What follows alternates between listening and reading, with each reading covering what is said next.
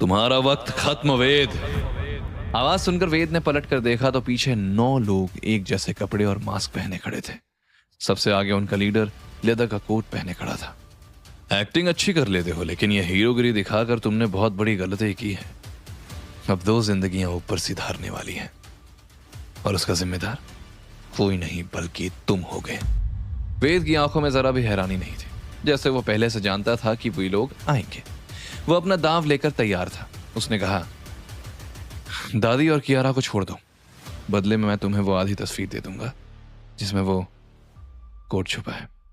ये सुनते ही लीडर चुप हो गया और सोचने लगा, लेकिन वेद को कोई टेंशन नहीं थी। उसे पता था कि उसका यह दांव खाली नहीं जाएगा।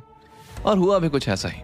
लीडर ने तुरंत फोन लगाया और इंस्ट्रक्शंस दिए, उस लड़की को छोड़ दो और हॉस्पिटल से हमारे आदमियों को वापस बुला लो। यह कहकर उसने वेद की तरफ देखा।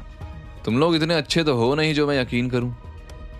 लीडर ने अपने फोन पर कैमरे का लाइव फुटेज दिखाया जिसमें दादी सेफ थी और कियारा गाड़ी से बाहर उतरकर कंपनी के अंदर जा रही थी। तब वेद ने अपने वॉलेट से एक मुड़ी हुई फोटो का टुकड़ा निकाला। ठीक है, मान लेते हैं तुमने उन्हें जाने दिया। ये रही तस्वीर।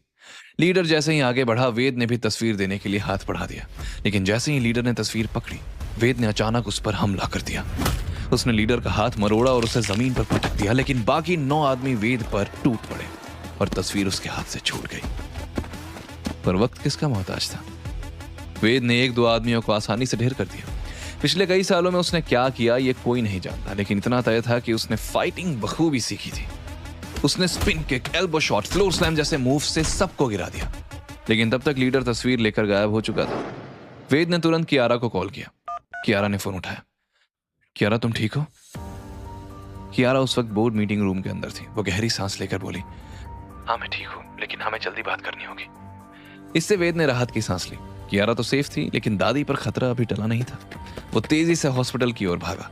हॉस्पिटल पहुंचकर वो मन ही मन बोला, मुझे कैसे भी दादी के पास पहुंचकर उन्हें बचाने की कोशिश करनी होगी। मैं उन्हें कुछ भी होने नहीं दूंगा, लेकिन उन तक पहुंचूं कैसे?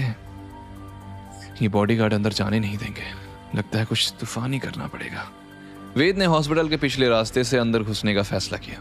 वो किसी निंजा फाइटर की तरह उछलते हुए तेजी से खिड़की और पाइप के सहारे आईसीयू की खिड़की तक पहुंचा। जब वो अंदर आया तो देखा कि वहां कोई था ही नहीं। उसने तुरंत दादी की पल्स चेक की और दादी के वाइटल्स स्टेबलाइज्ड थे। ये देखकर उसने राहत की सांस ली। चलो, दादी यमराज के साथ पार्टी करने नहीं गई। ये कहकर वो पलटने ही वाला था कि तभी उसकी नजर दादी के हाथ पर पड़ी। उसने हाथ खोलकर देखा तो उसमें एक व्हाइट कलर का छोटा सा फ्लावर था। फ्लावर देखते ही उसकी आंखें चौड़ी हो गई। ये फूल यहाँ